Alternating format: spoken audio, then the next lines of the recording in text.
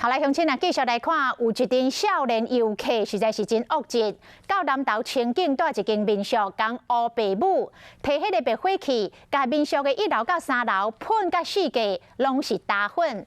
头家甲因联络，无爱接电话，嘛无爱回人的消息。头家是真无奈，已经来报警，要甲因告。这个全部都要再洗过一次啊！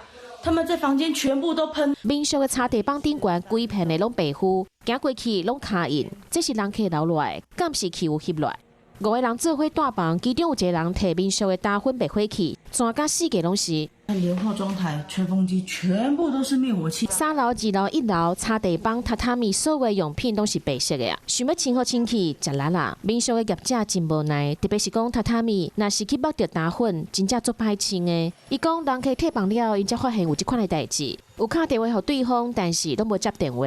拖把跟那个吸尘器。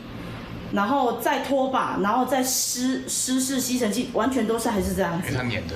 对，它是粘的。除了打粉，大厅桌仔顶乱七八糟，房间内底画作嘛莫名其妙走去门铃顶悬，为着护管清2天拢还袂清清气，完全无法度营业。民宿的业者讲已经报警，要提出告诉，毁损罪，要求赔偿。